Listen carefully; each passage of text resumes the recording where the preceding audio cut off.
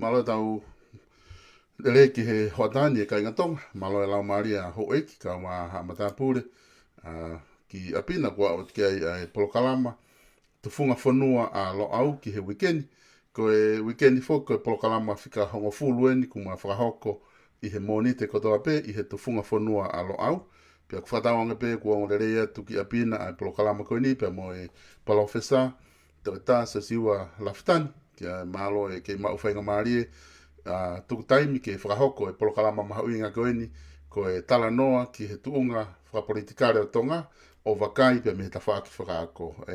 Professor Malau tau mau ai hoa tāni. O malo tonga i he mau whainga maare, o tau whawhitai pe he tau au mai, lau maare le ai hoi ke whanua o mea mai, pe he ki he kāinga kotoa pe. Kou whamau malo ai pe i he whakatapuko ke hanga o ao, pea o kou whamalumalu atu he talamalu o e whanua, pea mo lotu mo e a kōka e kai hoka te tapaukalama. Koia.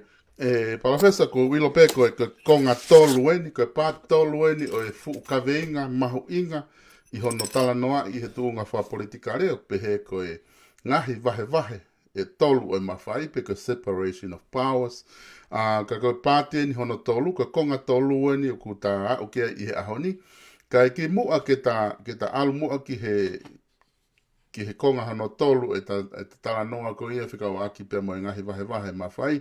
O ko kore atu ki kātaki ka o atu mua ki whiwhihu e ua koeni na e tuku mai e he kakai, e kakau mamata me he papliki ke whakahoko atu ke te koe pe kotu e mahu inga pe mo aonga lo tonga e te tala noa i he separation of powers. Ko e ulo aki o pe he, ko hai uhinga o ki kai lawai ke tau temokalati kakato. Ko hai uhinga o ku pehe ai hei kai malawa ia ke tau temokalati kakato. Koe whehui ko ia, koe whehui ia o ku whai ia ki he tuu koe ni, o ku humai whehui ia ki he pure anga o ku konistutone whakatui. Koe. Aia koe whehui ta tau pe ia, te tau whai ki Britania, koe whehui ta tau pe ia, he koe constitutional monarchy ia. Whehui te tau ai, whehui koe ki Britania, te tau ai mai ki Australiani, te tau ai ki New Zealand, te tau ai ki Kanata. Ko to o pe ai constitutional monarchy koe au nau parliamentary democracy. Koe. Pea kono ave atu koe, ai whehui koe ia ki he ufonua koe ia, o stala mai pe e constitutional monarchy ia, o ku ai pe ai ngata anga. Koe. He koi foi sistemi, he koi foi fonga pure, o ku kehe ia mi he repapirika. Koe. Koe repapirika, o ku pehe koe, o ku temokalati. Ka oku ikai ke temokalati kakato. Koe. Koe temokalati kakato, ko karisi pe i senturi nima wha o mate he tolu na temokalati kakato. Pea koe fo i form of government pe ia, pe koe fo i fonga pure pe ia, na ui he historia, koe the Greek democratic form of government. Koe. Pea koe toi ngare vaia, o au ki ahoni, o kai ke ui e fo i fonga pure ia koe democratic form of government. Aia ko o slave ki ai. O kuia koe constitutional monarchy, ia mo republic. Koe. Sai. Koe konga ua ki. O ku ikai ke iai hame aia koe temokalati kakato. Ha fonga pure o ku temokalati kakato. Koe fo i mau hala ia, na e whaafeilo aki ki tonga, ihe fo i sistemi, pe koe fo i fonga pure, whakatui, he ikai lava ia ai. Pakono ave koe ki he republika, he ikai be lava ai temokalati kakatoi. Koe hae uhinga. Ihe constitutional monarchy, o kuiai e konga ia ai tui. Pe koe mawhai pure whakai hau, pe koe mawhai pure whakai toputapu. Te kone hau koe ki he pea kuia rewa mo u whaifio ia ai na kusilave ki o kuia ai ere me niti whaka republika he constitutional monarchy. O kuia ai ere me niti whaka federalism. Federalism koe hau ia ai federalism ia pea me he republika. O kuia ai ere me niti whaka Westminster koe hau ia me Britania. Ai whaifio fihi koe ai umea. Pea koe ai koe te mokalat kakato. Koe te mokalati koe a karisi, koe tariki ai i kai. He kui kai pe, o stala mai he historia mo kau whatotolo mo u system whaka te mokalati, na ngata pe i ai karisi. Pako uski lawe atau ke uhinga koe na te mokalati kakato ai a karisi. Ka neongo ia, i he te mokalati kakato a karisi, na ke iai pe ngai kurupu na i kai ke whiri ia he kakai, na i whiri mai ia, koe kau matao tau. Koe foi mea e ua, koe whiri, ai kakai, moi whiri, ai kau matao tau. Kau matao tau ia ki hange koe whakamauanga. Ai koe umea koe he kai ke whai aki e loto kakai, e whiri mai ia kakai una rawa whai foi ngā ue koe. Pa te tato e alu koe ki separation of powers, te utala noa ke foi mea koe ia he kuweku. He koe whiri koe ke he demokalati o foi sistemi e ua. Koe whiri ke hu e kau politikare. Pia moi whiri ke hu e kau tau kei. O koe ke mau he kau politikare, u whema kau tau kei matatau e he umalai ke nau hu o kau i he u komiti pure, pe koe kau i he komiti wharei ke pare stem pe koe tu. Tato e hau koe ke te mokalati kakato, sai ko karisi e, koe ke lawai a mahuai. Whema uia ke mahino ka tau tō. Whema uia ke mahino, pe ke ngata me mahino ka tau hanga tari ke ki e whawhiowhi e tau tānoa he mooni. Sai. Koe hau koe ke constitutional monarchy, o kulawa e te mokalat kakato i kai. Koe hau koe ke republika, o kulawa e ai te mokalat kakato. Ko kuhinga ni e tonga ke te mokalat kakato a karisi. Sai tato e hau koe ke republika. Koe hae uhinga o kui ai koe republika. Koe uhinga he o ku i kai ke lava ke pure whakakatoa e kakai hange koe te mokalat a karisi. Koe uhinga ia hono ue foi sistemi koe republika. He koe hae republika, koe kau whafofonga pe o ku nau ihi whare. Representatives o ku kehea pe mihe direct democracy, representative democracy e te mokalati ao no poni. Koe te mokalati whakafofonga e he toko si. Kuki ha sistemi ai mamani e whafofonga i he toko lahi ai population. Koe te mokalati ka karisi, na me toko lahi ange ai kau whareare aia he kakai nei tō i tua. E sio ke te mokalati e koe ke tō la mai. Au whema ue ke mahina ka tau. Koe te mokalati a ono koe direct whapapara. Te mokalati hanga tōna. Koe te mokalati koe ni o kuangai whakarepapirika ia. Koe whafofongai, representative. E he toko sii ai toko lahi. Ko karisi whafofongai e he toko lahi ai toko sii koe me hui koe te mokalati ka kato.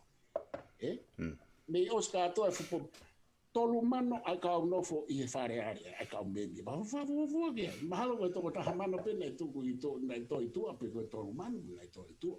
E population ni e nei lau miliona. Whatahat pe kau popula mo kakai whewhini. Kai whuki kau kakai whewhini. So angea ke te mokalat kakato koe ia, o kai ke kau kakai whewhini. O koe ke hamea koe te mokalat kakato. Koe tau ai pe kia i he koe ngana e toko lahi kau whawafonga. Ka o i kai ke ia hamea koe te mokalati kakato, pe koe te mokalati haohaoa. To au pito foi mea koe ia matau tō o whamai o kōkore atu ke wafa si sukalaisi. Uhinga ia o e Repapirika a Amerika he o ku whakafofongai e he toko sii ai toko lahi. Pia koe tawa o mai koe ke constitutional monarchy o ku whakafofongai, so nā mahanga nao. Whakafofongai e he toko sii ai toko lahi. Pa kou tui pe, o kou tāri atu, o kui kai kia hamea koe te mokalati kakato. Ma hanga pe Republika ia mo constitutional monarchy i he lau whafofongai. Mo i lau koe o kui kai kia te mokalati kakato. Kai tūku atu te ai e whehu o kui nake tala noa mai ki. Ia, malawito, Professor koe whehu i hono wako o pehenia. E malawa ke tari iu kakato nai e wharearea mo e pure anga, ki he kakai. E koe whehu koe nipe malawa ke tariu kakato e ai whare area pa mo pure anga ki he kakai. So ko foi mauhala ia tonga tatau pe mo foi mauhala ko ke te mokala kaka. Koi. Pa ko ngo foi fe hui lo ua ko ia of. Pa ko si bete kia he malai o filosofia o au ke lai au pito ko uhinga pe tau ai ko tau tai ilo kia ai. Koi. Ko kakai ko na na hanga o mai u whakau kau ke ki tonga ki nau ilo nau tau lia ki hono. Hono. Veu ki whakau kau ko ia vete i pe ia mo vete i loto he malai filosofia. Inga koe ki tau alu mau be ki he malai koe ni he koia na ni whawha i mai u whakau kau. Sike he mea koia. Sike whakau kau koe tari ui. Anga e pala ofesa o Kustina Mahina o whakangai ai ulea na ngā oe aki i he wāwhi hongo fu. Sike he fo i tufunga koe saupuru koe.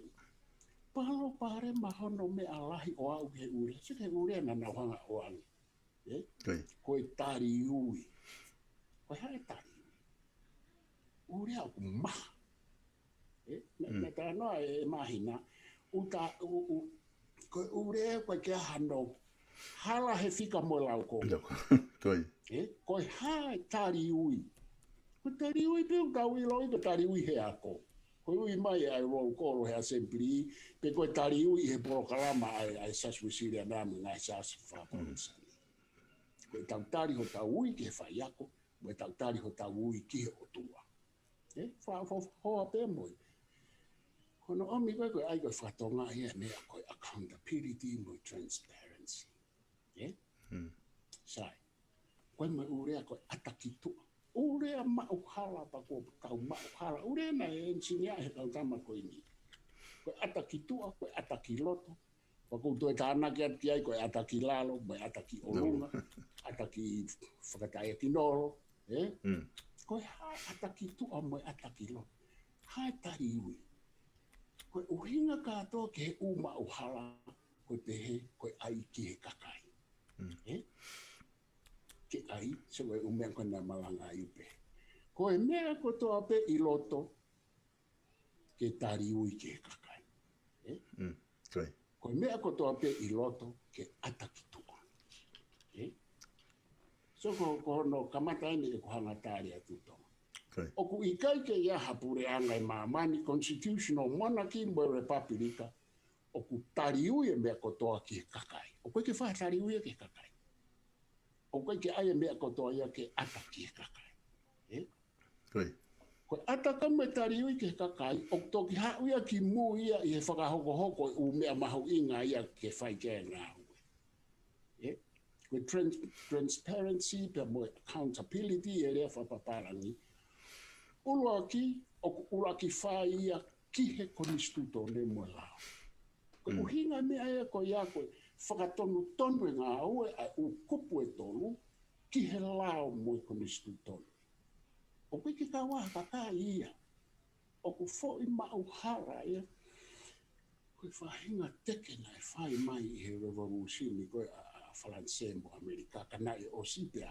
I kai lava ia koe ki hapure anga ia mamani e lava. O tari, ka pau te tau whai e i whakapo uri ko i atonga.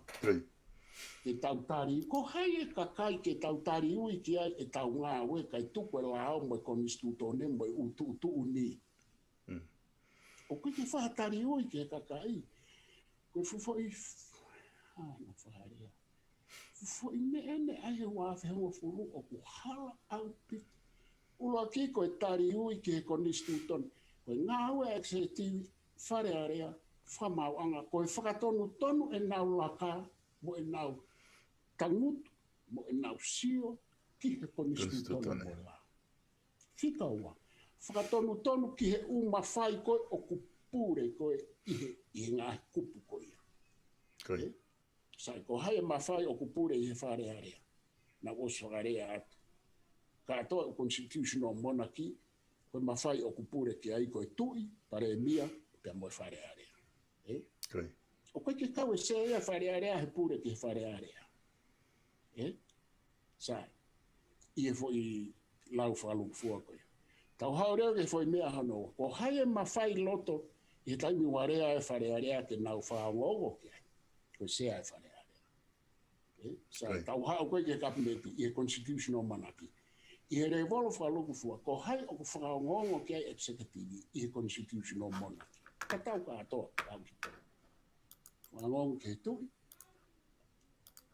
paremia ma kapimeti. Tau hao koe ke whamauanga, ko hai o whangongo ke whamauanga. Tui whakamauanga. Ko mea kou tau hanga whatonga i koe a Supreme Judge. I hono ui. Koe i ange ko Amerika, Republika. Ko ne hawa ka tau tolu, uia koe tui, suge he koe huinga koe nai huinga nai hai ai fwoi. Tui whakamaula. Koe kātoa kau whamaulahi, o ku nau whakaongo, o koe ke whakaongo e whamauanga ke lau e kakai. O koe ke whakaongo e wharearea ke lau e kakai. O ku tau mamahi, he koe taimi pe o kuai kau tama ke wharearea, au nau le pe nau tōu ia, nau tōu whatatau ke lau mo konistutone, pe taimi ni iu nau whehara aki nau tōu. Koe taimia ke tau rea. He ikai ke ome mea kotoa pe i he wharearea ke o mai ke kakai. He kai ke kei paanga aki whema e kau ngā ue tō ta hawhe ke whai whai mea koea ke aia accountability koe na kurao. Ikai. He kai ke lava he ko he kupu pure, he executive ke aia mea kotoa ke o mai. He koe pure anga. O ki aia mea koe confidentiality, o kai mea ko fufu, o hui, intelligent information, koe classified information. Koe pure anga kotoa pe, koe pure anga pe, oi hange koe lau koe a sokolates. Koe pure anga pe kau vare, o ku ai ka atoa e nau information ni ke kakai. Ko pau ke ave mea ke kakai, ta tau pe a executive, pau ke ai mea me wharearea ke ave ke kakai, ta tau pe mo whamauanga. He koe u kupu ka atoa koe ni, koe kakai, na tau whirie, na whirie he tui, whiri mai e ko hinga ko na nga hi fatongia. Ka te ufoki mai ke whaka osi kāna.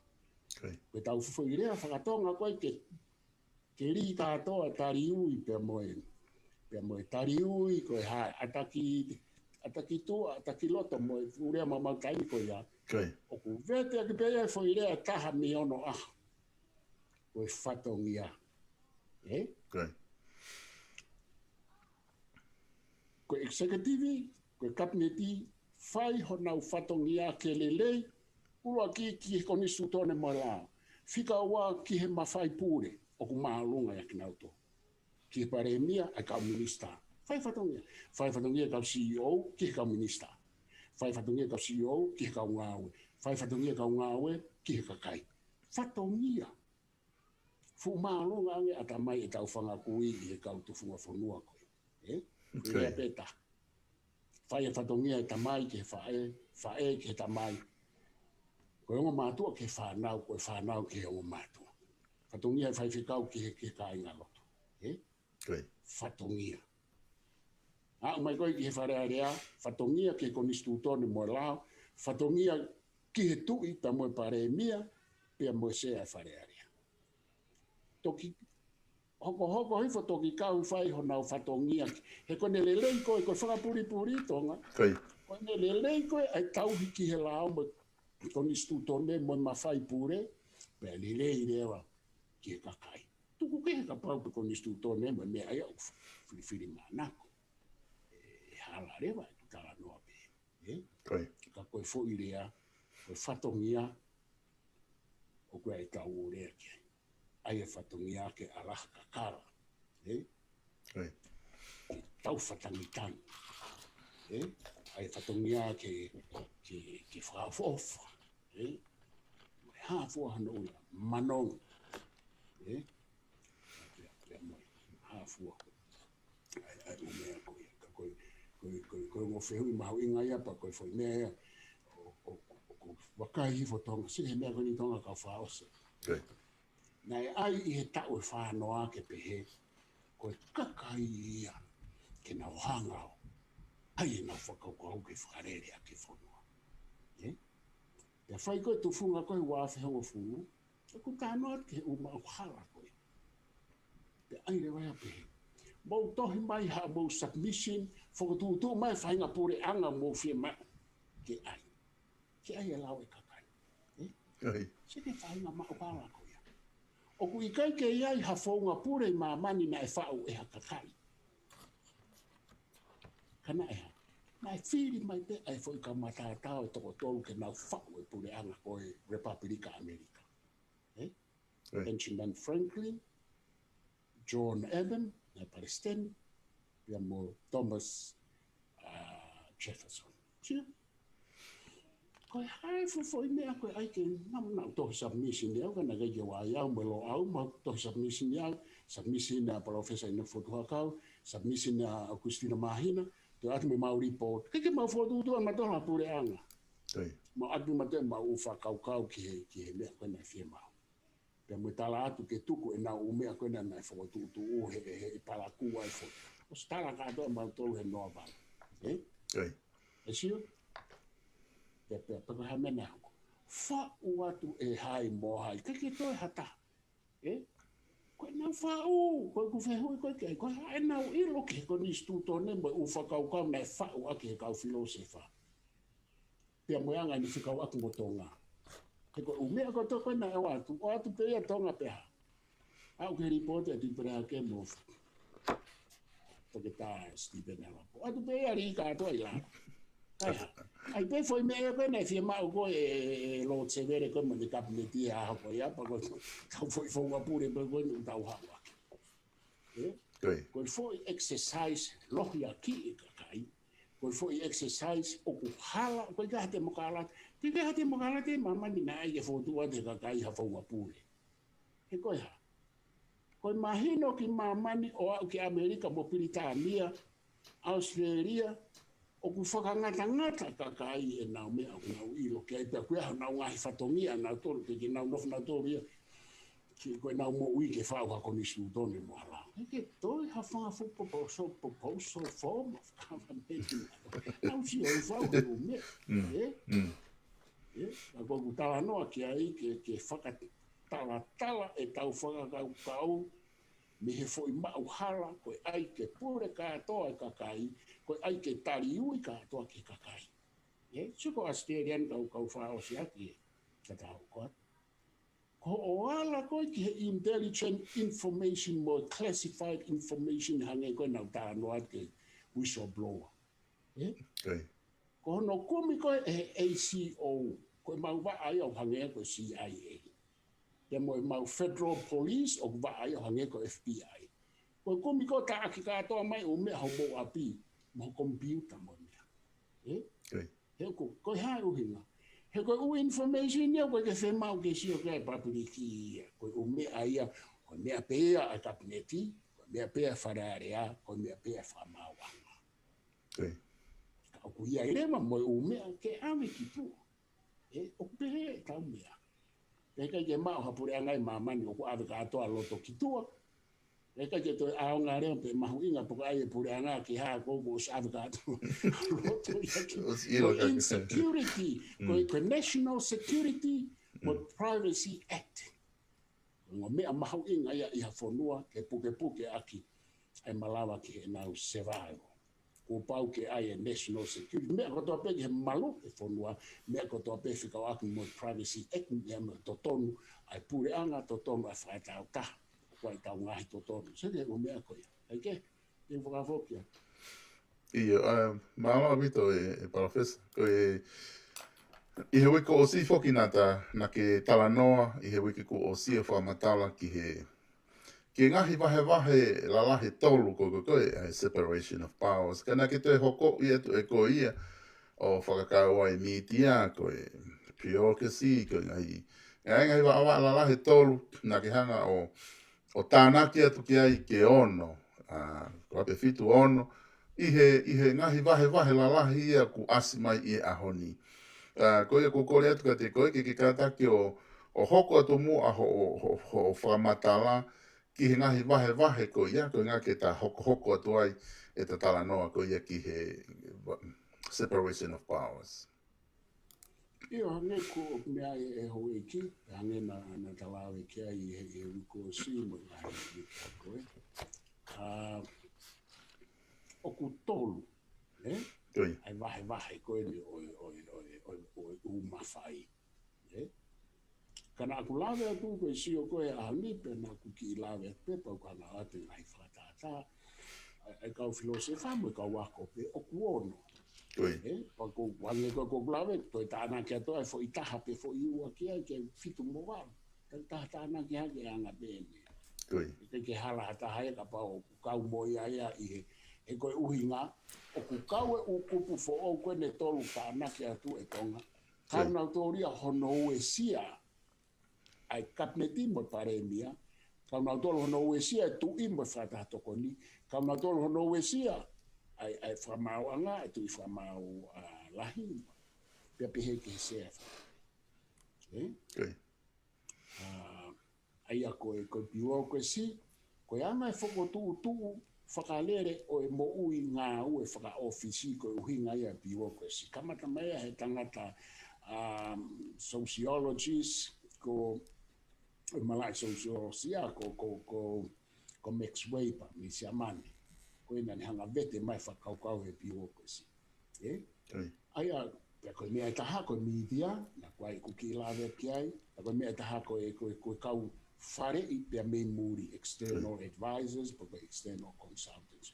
So koe ngahi fo i kupu e tolo koe ia, o ku behe ngau whirau se wha ia, o ku nau hanga nau tolo ue sia, ai whare are a e nau ngahi tūturi, malama ue sia e whamawanga, malama ue sia e kupu pure. Koe uhinga eo nau hanga i ko o whakala wat ke ka wat mo nau tolo. Heku hanga he media ia o ue sia lahi. Hanga he media o ue sia lahi. Kana ko slava tau ke tangata ko Rupert mea toko ate whatatake. Pea aku tau ilo pe tau tongi tonga. Ako ate fo i lau e ua e ango filosofa koe nike mea makai o iki ko ua ki. Ko Professor John Anderson koe he unge sitsene e mai whaiako i afuta. Whaiako koe afuta. Ane pehe e Anderson. Ko mea koe miitia, o koe ke ne tala e ia hamo oni i taimi. I he uhinga a Anderson nia ki he mea koe mo oni i he whakatotolo wha filosofia, wha losika, wha sayanisi. Koe miitia ia ke John Anderson, koe nau hanga nau tōria o whaingai. Ai ngahi whamatara au nau lava o mau. Koe uhinga ke mau hanau kakai mo hanau paanga. E kone i ka i pe, koe whai business foki. Koe uhinga koe John Anderson ke ai koe whai business. Kone i ka i pe, ko mate business. Pa te nau whai e utala noa ko toa pe, o ku malawa ke ne ue e kakai ke nau whakatau e nau mitia ke mau hanau paanga. Ko John Anderson. Ka te he rewa he tangata ia ko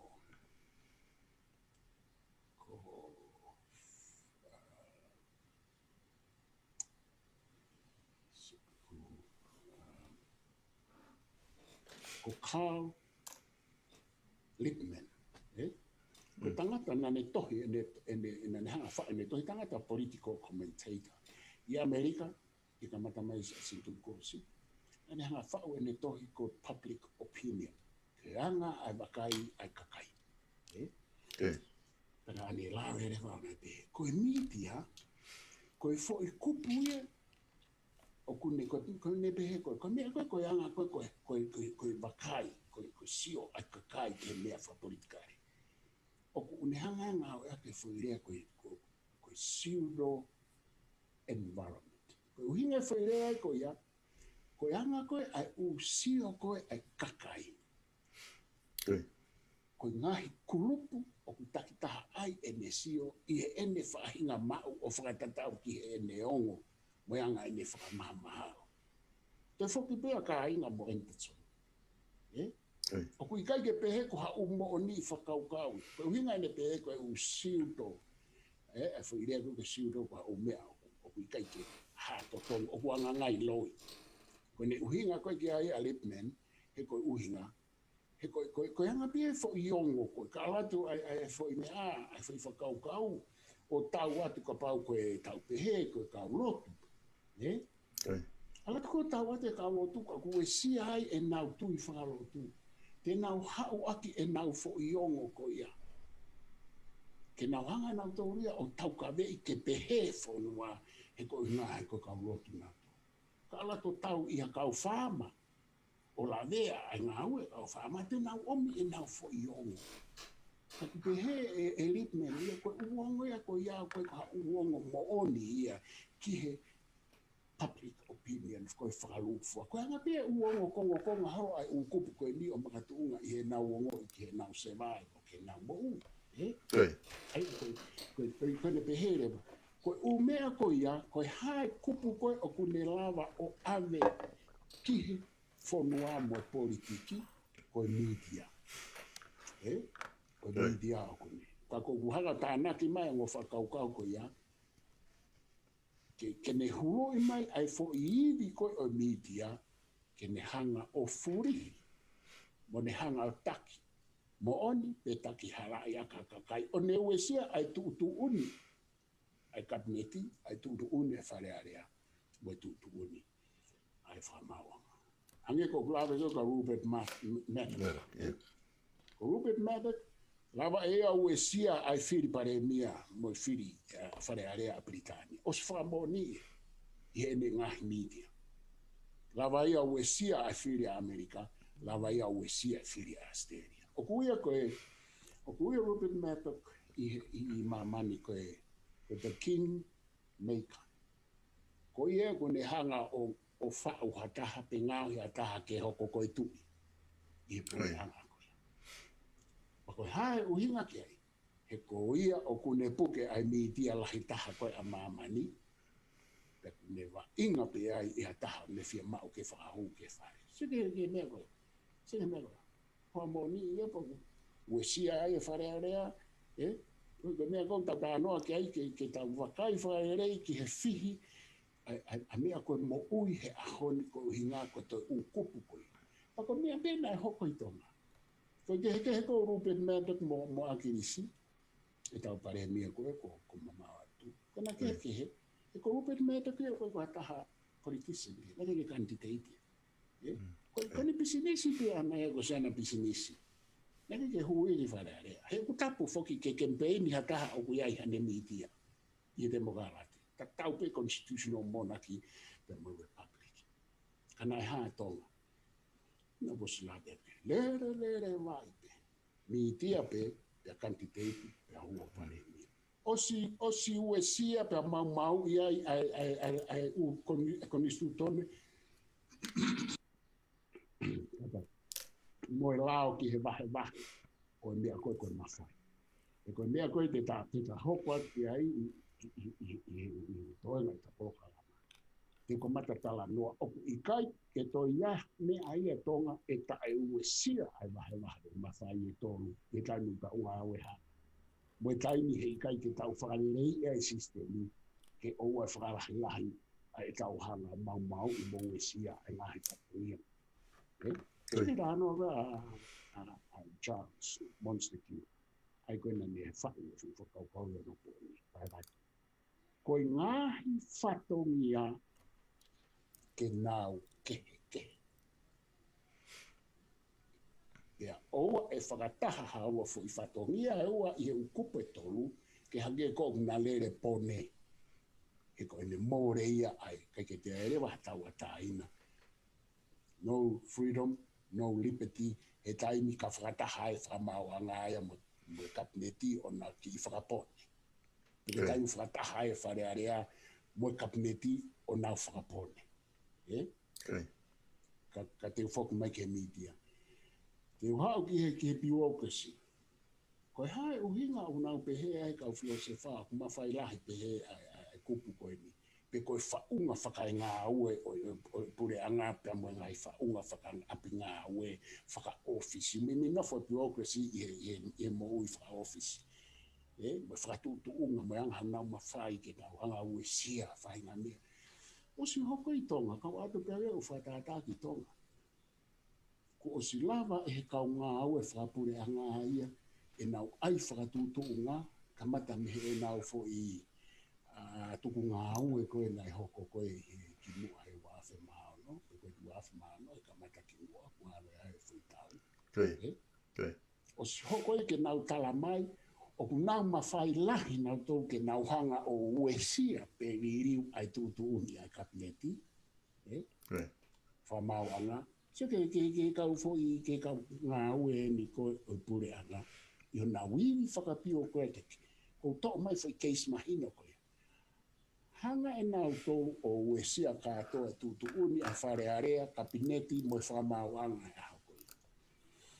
I he nau wiri tai o nua ke nau hiki o no noa whiku noa walu noa roa tonga ko ia whakaofai whanua. E koe pēseti me whiku noa ke walu noa o e tau paanga hu mai e whanua. Alu bea ke kau ngā whapure anga o toko tolu a whetupu. Ka koe tau toko lahi o tau takilu tupu. Kau tau me nau mea koe kola. Sige he iwi mea koe ni e tonga. Ke ni hanga pure i tau tomo ne uesia ai mawhai pure alahi tolu. Oku fie mau ia ke tala noa i mahina. Nau tau fie mau pe ke nau kola. Koe hae kola. Ke hiki nau wahinga he koe ha. He koe ngā hiki mahu inga kola. Sai o pito pe. Kaku osi alu e pēsete e fitu noa o e tau paanga hu mai ki he fo i toko tolu afe pe ki e nau wahe, ki he nau fe alu aki, ki he nau fe puna aki, mo e nau ngā. Koe kau ngā hewha puri a ngā pe i tonga o ku nau wahe le rei taha mo i ngāhi. Monu ia, koe ke te ofu ki ha private sectors. So ko morini o ku sa iange private sectors i government. Pe o ku nā me tatau. O mea ea ke tau tokanga ki ai kai tuku e tala noa he o mea mamau kaimi. O tonga, ma o mono ia lahi ia e kau ngā whapureanga. Ko ngā whapureanga pei tonga he bureaucratic structure o tau ngā whapureanga. Ku ke tu i koe mokui. Pea nau whenga reo ke hiki e nau kola, ko ngā koe hiki e mahu inga kola. Ka koe whehui ko atu mai loa. Whe kola koe ai toko walu mano tupu o toi. Ta e kola nau to. Lea koe ia koe anga hala ia i he temokala timo i welfare system na toha whanua. Ume e nang hanga ai anke he tangata business koe na ko. Tevi taparo. Mai e ka te anko whaapapa ka tevi. Sio na nengi whatoka ngai mea ko tangi. Ma upa anga ange kau ngā whapure anga e nau bureaucratic structure, pe aku nau kei fie mau pe ke nau kola pe, whataua, sai au pito. Ka koe whehu i, ko whe kola ai toko walu mano tupu. E koe kia nau hiki, nau mea ai private sectors. Ka pau o ku kola pure anga, ai he lao ke kola mo toi ngā o private sectors. Koe mea ea koe te mokalati, koe mea ea koe capitalism. E taimu alwhata hai a capitalism mo democracy. Where a u fundamental issues ia i tonga. Pako u sta anoa pe ki ai ko. Toi ta anoa pe ki hei hei lo pe na ia anoa. E kou talanga te vitapa. Ke ilo e u fonua koe ni, u fonua whakanu tau na whai ko no ingoa ka kato. I he ui whakalu whuatu ku ke hange ai for form of government. O ku ui pe ia, koe liberal capitalist democracy. Katoa u a tautoa New Zealand, Australia, Britania, ka nata u whanua a constitutional monarchy ko ka anoa kei. O ku ai katoa kei hingoa koe liberal capitalist democracy. Sa, toi ai bea ke u whanua o ku repapirika. Britania falani se sia mane mo mea o toi ai pe ki ai o whanua ko ia liberal capitalist democracy neo o kula hela he toi o konga socialist neo whanua Europe. Ko kuafe mai ki ai ka ko talangi ki ai. Ko no fo ko he whanua muri ko private sectors o kulele yang ia ai u benefit lahi ai mo wahe na lahi ai i government pe o kuna mei wahe tatau.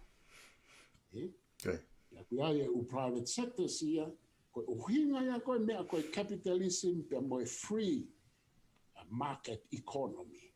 Ulea ko ya. Ke whakatupu paanga tau ataina a private sectors, te kapau, e wahe taha miliona ta mai a koea la kaange i he whafonga wharearea.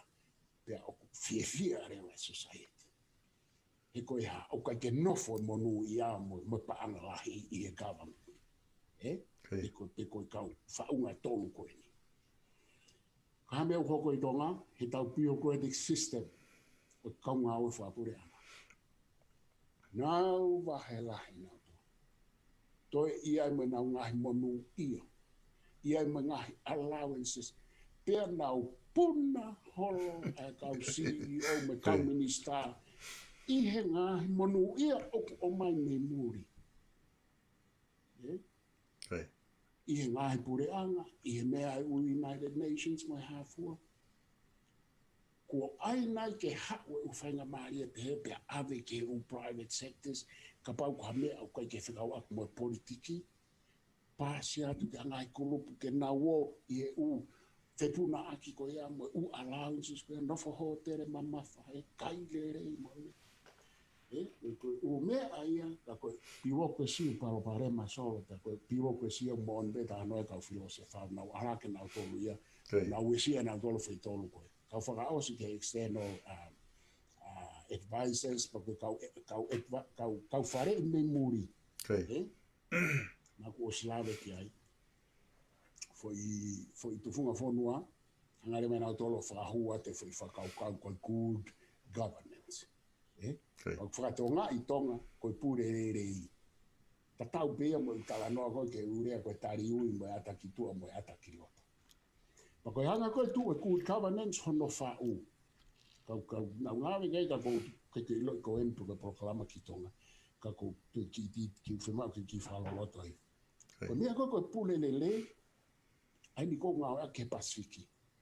Na e whau ia mei hen, mei ANU, Australian National University, kino mauto. Whau ia he tangata ai, ekonomika ko la ma. Tangi koe nai he nia Professor Futahelo i he hiwa fitu.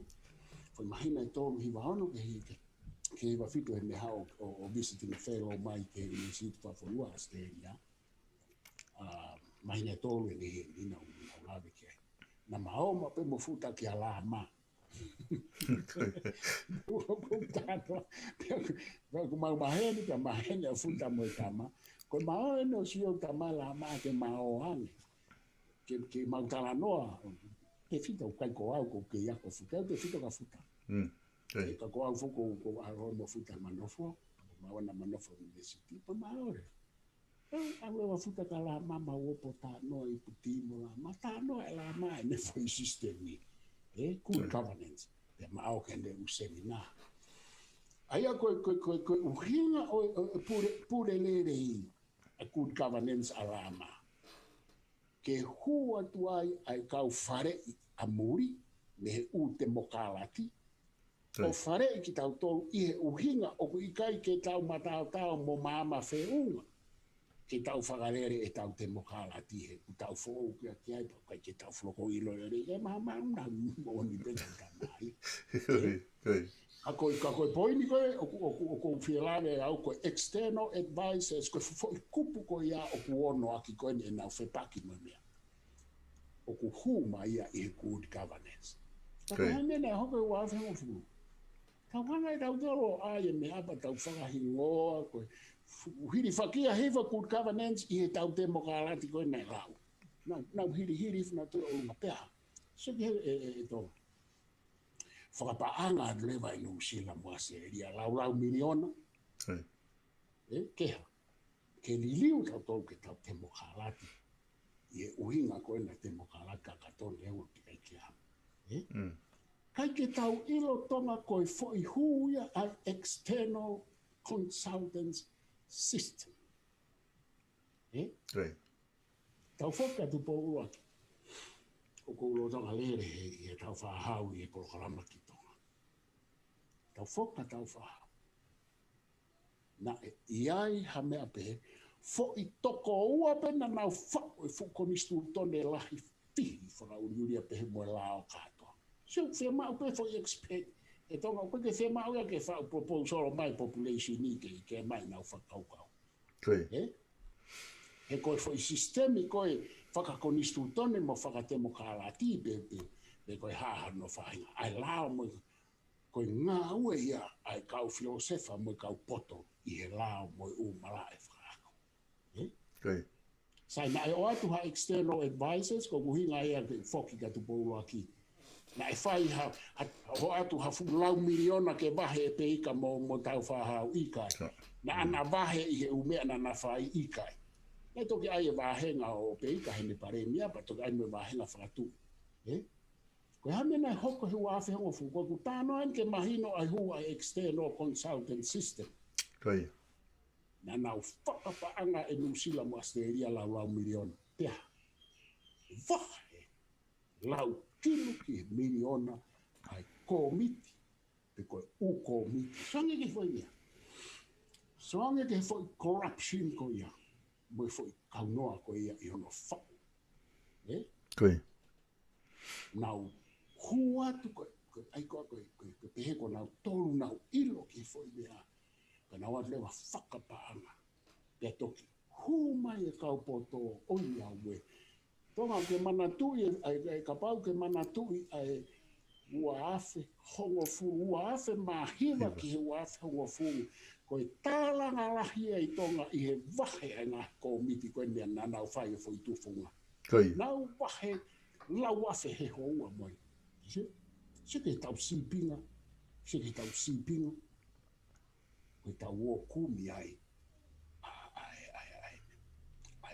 o ta tau ai e ne whono. He nā ea. Na e mahu inga ke te oa te tau whakaawa hamata pāpe he ki Nusila mo Asteria ke na kau noa mai. Koe good governance o kufufu mai ai. Ka koe ngā u whema o fo ke wahe paanga kai tok whai hono tohi. Papa mau tohi koe fufu mau koe ni he fulau miliona koe ia koe fu mau lahi ka na nau wahe la lahi. E kai mua ke whakakaukau i le lei e he whare. Ka o atu e fwoi raid a Nusila mo Australia, koe hae o hinga na e virita unua Australia mo Nusila ke nau wahe atonga i he reiti anatoro. Koe good governance ia, koe external, koe system ia o external consultancy. Koe. Pe aku pehe foke consultancy tonga. Ka whaiha fwoi ngā ue mi heni ki tonga, koe tama koe o kui tonga, e wahe ia he reiti koe ai. Paku os whai ai o ngā ofa consultancy, la lahi koe kau ai aku i tonga, koe ai aku hen. Ka pehe a consultancy system koe Australia ni, ai fo i sistemi koe external consultancy. Sai. O ku kau ia he regulation a Australia ni. Pau peke nau wahe. Whoever, mo hae whanua o kui ai ka koe wahe i he reiti haini. Sai, koe te uhinga koe taha, koe nau fie mau ke lava e nau ngā ue mo e nau national interest e nau fie mau ki he whee whanua i tua mi Australia. Pau reke o ange wāhenga he ni ke tāpuni i aki, tāmate i aki. Koe mea koe nei hoko ka tau tonu. Koe whakatū tā maki, koe whuke ilo ki ai tonga. Ke ilo ki ai, takapau na ilo pe ki ai e tau kau whotutu koe ni wāwhenga furu mai kai poto, ka nau kei whai pe koe hako i ngā koe panga. Koe mea koe ko ulawe ki ai e tanga hi polo kalama. Koe parem a ia e taha o e tau politiki. Koe tau tala noa he te mokalati ma tau ka tau whao he ma. Koe tau ope tau tōre, koe tau rea whatonga o kumea tau tui tāmaki. Pea ku huhua atu e tau polokalama, me polokalama koe ni mo tala lo au, me Tufunga Fonua, me hano au. Koe tau huhua atu, ke whakahage kakai, ai whakaiki o e uho, mo e fua o minga pea tau whaideri ai. Pakou whakina, sai. Toi tānake atu pe e au ia capitalism, mo e socialism, ka ku o si ai pe hona ngai ere me ni tika o malama pe ke ai ke fitu ngai ku Okay. Ka tau sio rewa ki ai o ku ikai whai ngō fua pe o ku fihi e tau alu ko e ni pe o ku fie mau ke toi matala hangi. He ku fie mau ia tonga ke kai ke ngata i he mahino ki ngai kupe tō luma pure anga kai toi fie mau ke ai mane mahino ki ka kai whanua. Ke lawa ke tau whanonga whakataha mo i ngahi mea mo oni o hoko. He ku toi kau me whakakau takia he ahoni. Mantui ko mea katoa pe whai hene New Zealand mo Australia kia ki tau tō. Aua nā tau pe he koe ai nau ofa ia tau kau. Okay. Koe lao whawaha pure a ngā me tuku whawaha whanua au koe ke ofa ha whanua ia ha whanua. Koe ofa pe ha whanua i ha whanua koe ngā koe nau national interest pe mo nau national security. Okay. Koe uhi ngā koe nau fie mau whakawhanua mo e nau malu ha nau tō. Koe uhi ngā. Okay. Tako o mea ia ke tau hanga whātua ngai. O koe ke ofa nusi lai maa se eria tau tō. Koe nau ai e nau tō ko hinga ke malu, ki nau tō e nau fie mau. Ke Pasifiki, mo e nau malu ke Pasifiki e nau u fie mau. Okay. Okay. O koe kai ke nau ofa nau tō luia i e tau anga whawhonua. Mo e tau haa. Mo ne ke mama, kuri nau ofa nau tō he tau mona. Nau ofa nau tō he nau mona ko kuine disa. E ku nau kei loto peke nau ulu ki ai.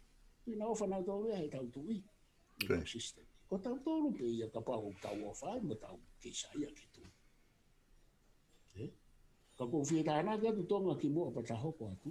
Okay. Ki ula ki whehu i tēnā ke o mai he takamata. Pe koe haa koe i kai ki tau temo kāraki ka katoa. Kou tēnā o se ato e tāri ki mua, kau te o ato e tāri ki tāna kia ki ai he kumanatu. Okay. Koe whoiri u kawaringi toto pe ka pau o ku fie mau ke tau alu me constitutional monarchy ki e republica. Niongo hika ki tau te alu katoa ke te mokarati a karisi. Ka koe whonga ia. Okay. Koe whoiri u kawa. Te ke ui rau ia, e nau si rau ia, e whoi mea koe wafi ngo furu. I he wafi maano, koe ki haka ui kawa ia ai koe kau. Hai whare pe mo. Tu pe ke hakolo ai. Pika ki tau sio tau tolu asmaha kau toa. Koe kuonga koe tau whahau me ngahi riu kawara lahe mamani. Na tau sio ki he kau atamai ia whakaako. Na tu umai pa tau sio ki he kau toa. Ke whai riu kawa. Koe tau mea tau tolu ia. Koe mea kou whea mau koe ke tau mawaha tau tolu me lau te mokalat ka kato. He koe mu meni koe ni na nau whenga koe ke riu whakara ke ai te mokalati i tonga. Nau mau hala kato. Au ke kau taki, tau ene rere mai. Pia koe whika awa, o kui kai hakau toa. Okay. Koe ai tuku e ai whoita anoa e koe iahe uloi. Ka tau ai tau tole mea kou mo ni, me u mea koe no kou ta anoa atu o ku. Whatu tāmaki ange upara ma koe aga tau tole a. Okay. Okay. Mahalo apito e profesa koutui koe te taimi mahalo ku o se te taimi dai ni. Ma whana e tala noa mo whamatala ki he separation of powers na ta osi whakaha pe whoki mua. He kai malawa ia ke osini lewa ai separation of powers he ke whukawa inga lahi eni na ke whakaha pe whoki koe taha eni o kawe inga maho inga iha pure anga whakatemoka le paprika whakatemoka lati pea moha pure anga konistutone a whakatui. Kako te aha mea te ke toi fie tānaki mai ki wha ose aki mahau nā ku toi pēha tā minite nima pe fie pēha ose taimi ki ngā ke whaka ose aki ai tala noa koni ko ke whakahoko ki he separation of powers pēta toki hoko atu rewa i he monite wika hau. Ki lawe pe ke mea na u whi mau ke ta tānoa ke ahoni ko ta hau tawa ia o. Koe. Ta whihi atu he i ngahi ka veinga koe. Koe. Pakoutui te uki hulu i atu ka te ra hoko atu ki a. Koe. Koe mea whika ura ki o kou whaka amu ki he kakai, ki he hoeki, ki he kāinga au nau mea mai. Ke tau sini aki, e tau whaunga pure, mo e tau kau taki, ai tuu ai foi mawhai lalahi ko e ni e tolu. Koe. Pea mo ne whakau aki ki he u mawhai lalahi e tolu ko e tānaki atu pe koe fitu na ulawe ki ane na i ono. O ko whaamu, ke tumutolo mo mea mai, mo nofo anga whakakau kau ki ai.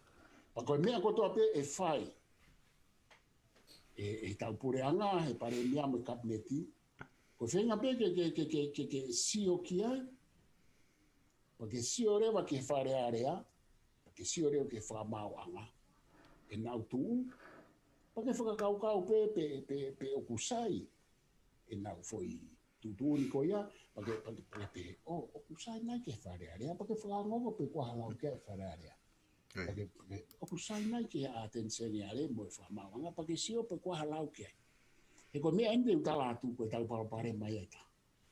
O ku ikai ke wha sidi mo oni e whare are aia mo e atensione are mo e whamau anga ai tau kapiniti. O ku ikai ke wha sidi mo oni e whare are aia ai tau kapiniti. He ku whainga taa he taimeni i he koe kapiniti pe tau whoki mai ke whai poini koe. O ku nau toko lahi whare are. Ai a ko konga urakia o ko tokanga atu ki ai. Ka pau e mahu inga maarie he koe ulu ia koe ulu i wheke ia o e demokarati i he republic na constitutional monarchy koe whai tolu koe. Pa ke tau nofu ai. O te ke sio pe koe ki he kapineti. He kai ke kakato ho sio a koe ia ke he mea koe mawhai pure hau. Whakangau. E koe mawhai pure whakai hau. O ku nofo ia he fo i tolu. O ku ikai koe kabineti pepe, o ku ikai koe wharearea pepe, o ku kau mo e whamawa. Pena e tufunga fonua koe a tau whahau, na ne sanga ai e fo i tolu koe ia. Se mahu ia ke tau tāri pa tau mahinoi. Aua te ke sio pe ki he whakamawanga, e kou sio he ke utala noa, ta noa e pe whakamawanga. Sio ki he fo i tolu, he koe ulu i wheke ia. Pero mea koe nau whaamu ke tau tala noa kia he ahoni, te whaose a kia, ki hulu ia tupeta tato hopa kia. Koe ku whaamu ke tau tala noa ki he fo i tolu, ulu i wheke, i he ene whekau aki moe hiku pe koe hiku. Moe whiri whare area. He ku ua e whai mea koe whiri. Koe whiri e kau whare. Se ke. Whiri e kau whare area ki he whare. Mehe kau whafofonga o e kakai. Pe koe kāinga. Koe whiri au kau whare area mehe hou e gino pere e tolu tolu. Ki he whare. So foi fonga whiria e ua o ku whai e kulupu koe kakai. Mo kulupu koe kau hoi gino pere. Sai, ko ongo fo I kupo e ua ko ia te tau alu ki ai. O kuna hanga na ua whakakakai mai ai kabineti.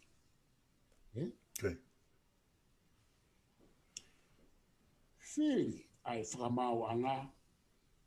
Whiri, oku whiri. Oku elect ko whiria whapaparangi ai whareare. Oku apohoi by credibility, performance, we have no whainga with qualification ai whakamaua. Sai, oku ikai whiri he kakai e kau whakamaua nga. Ka oku whiria e komiti o makatuunga, sewa umeni tau hoko ate. O makatuunga, ka koe u process of election and appointment, koe u hiku katoa ia ke nau o mai ha. Nau o mai o whakakakato e ului wheke. Pea kutoki ia ere vai tui. Koe hae mea I he tuku he taimini o ku a whakatuku he tui. O ku ne a whakatuku e whakanofo e paremia. Appointment. Koe ui whokia he ni o ku whakanofo. O ku install. Ai a koe fui rea e ta whakanofo attention ne are hene mau parenia. Ta tau pe motonga. Koe hae whatongia e tu. Se koe tau tāna pita toi whatongia ua ai ataia ki tua mo ata ki lota mo tari ui mo tau toi fi. Koe hae whatongia e tu i ke kapineti. Ko ene hanga i hao koe ai whiri. Ai election with appointment processes. Ko ene hao hanga rewa he tu i o whakanofo. Ai parenia. Ito, o tano ito, mo komunista. Sio? O ku whiri mai pai election, o ku whakanofo pai appointment and installation. Installment. Sa maari ko whenea ke tau au ke. Pea harewa e whamauanga. Sa ko whamauanga koe a karisi. So karisi pea koe tau toi whoki koe. Whamauanga a karisi na e whiri e he whare pea moe kau ākon. A whangatuku he whoi kupu koe ko toko hiwa. Koe kau matata. Kana e whiri mai ia. Koe area. Koe area. Fu whamauanga o ku toko no awhi. Si, ke hea.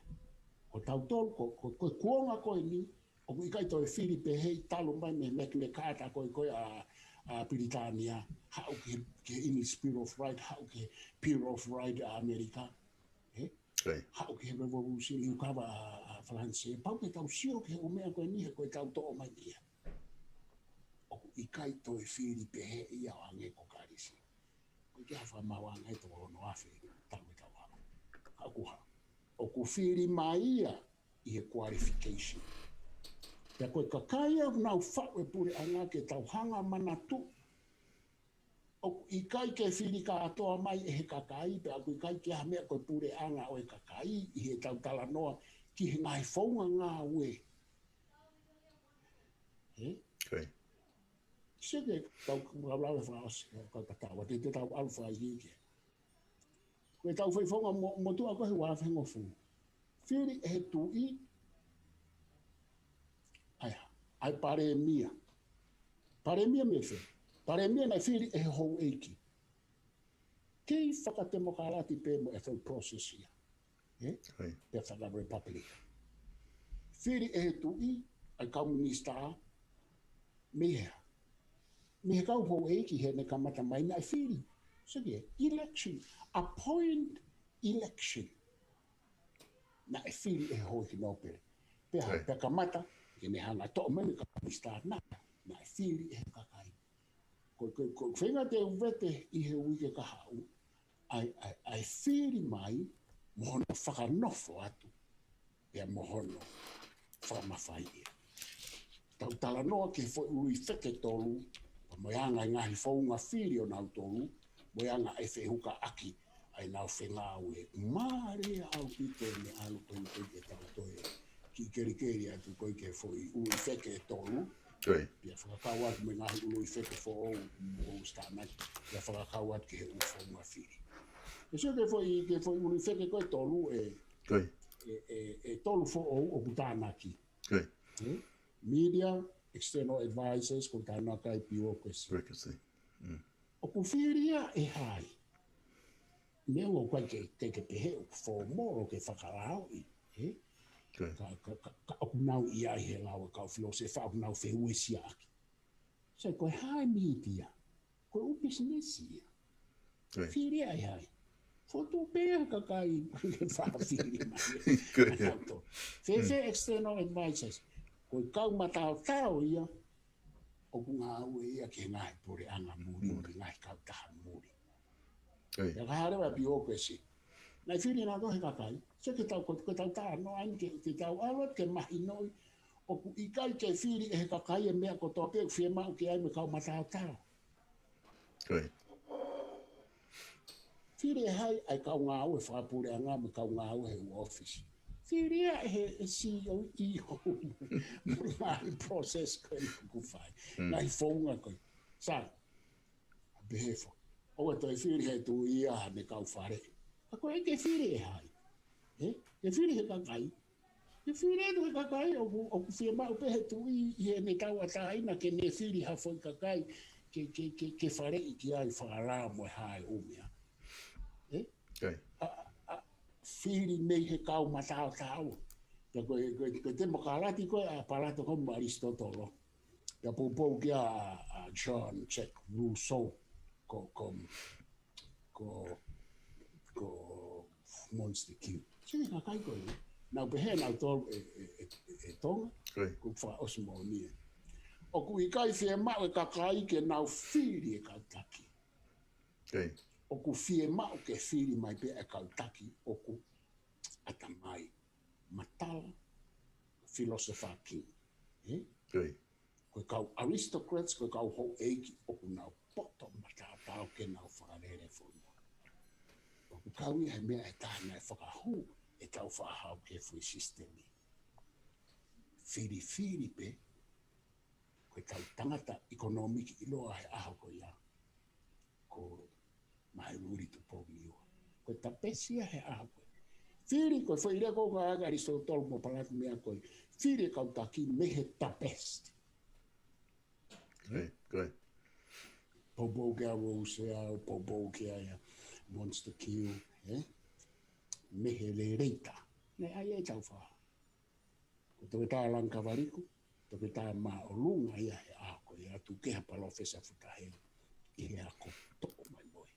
Ko foi sistemi a tau toluna e angai whaka Aristotelo mo palatu.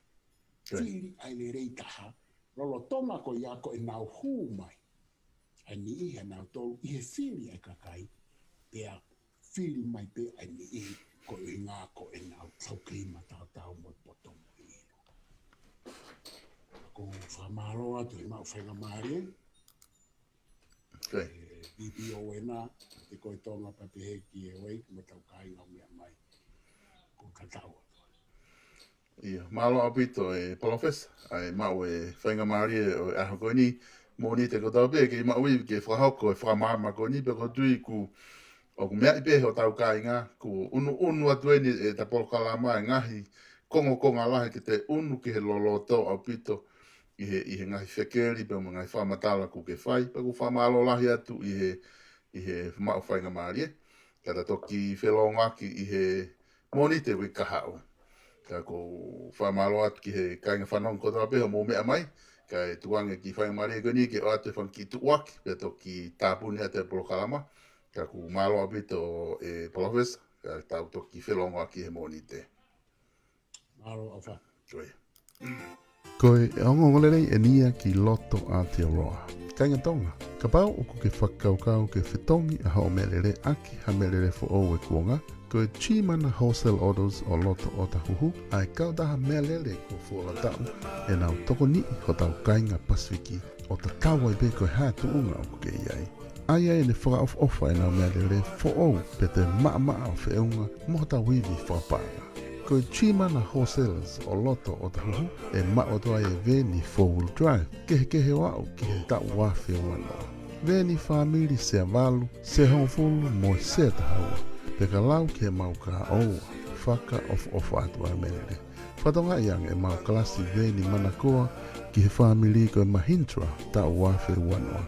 Oku se afitu, alu ki whare lotu pe kakaha mo unga ka me koe laulo taha honoana. Pese te pe ono point hiwani mai interest ke totongi whafoke. To orewa ho telefoni o ke rea mai ki he noa walungi au wha ono ua taha pe te au tono mai pe ki he whika ua walu o e Atkinson Avenue o loto o tahuhu. Chimana wholesale orders i he noa walungi au wha ono ua taha. Ko tau pehe pe South Pacific Loans, pe ke manatu I lewa ko sitalek tu bauia pe mai kautaha no o e whakamaui aia o iloa ko South Pacific Loans. Ko e kautaha eni ua lau tau e nau tokoni a tau kainga tonga mo Pasifiki loto Aukalani Nuusila. Oua na ke tuku ke fuwhainga tā ia, mo lo me kina koe e ngahi mo ua mo e pila kehe. Lolotonga e tau whewha uhi mo COVID-19. He ko osi whakanau ka kato a South Pacific Loans ke nau toko ni koe. Iha whahinga taimi pe, o ko ke whia mao se niti ai. ki hau ka venga fa family, ka venga hello tu, fia mau seniti ki awe ki tonga. Pea koe hape hao fia mau seniti, whakawawe, koe South Pacific Loans, pea tene lava, kene toko ni koe. Ka o ki kai ke tui mai, pea ke toko rewa ho o telefoni, o ke taila ai fika o i whakamaui, noa walu ngeau, walu, hiwa walu. Pe te ke au tonu mai pe ki ha mau ofisi, i he fika ua o i Cavendish Drive i Manukau, pe koe ofisi i he whetaulaki anga o i Mount Wellington Highway, pe mo Penrose Road i Mount Wellington. South Pacific Loans, i he noa walu ngeau, walu, hiwa walu. Beautiful Tonga, okay, lere mawhana i bea program a ahi, mo whakamaakolo ai Beautiful Tonga i he o Tongani. I kai ngata eiga o whai pōpōwangi e he kakai o ngahi tukui kolo, o tatau pe me niua o a o mai ki tonga tapuni, ai ahi kolo Tonga whakaofa, tau ke maa mo matawa mao pe. Toku kawe inga ati foki e he tak mamata ai Beautiful Tonga, ke whaka ai mo whakaivia kakai, pe mangahi whamiri he ngahi kolo ke tau tō ai ngahi akau mpakara, matala i akau mo akau tupua pe ke tauhi ke maa mau pe mo lanu mata ho tau ngahi aku.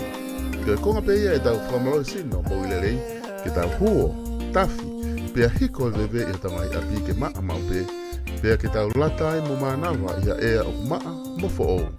Na ko i whanau ke whanawhana mau pe ki mo ai mau mea takoni, kai lava ke tau mo ilerei mo hao me ngahi mahaki tau te whito ki he COVID tahiwa o ka o mai.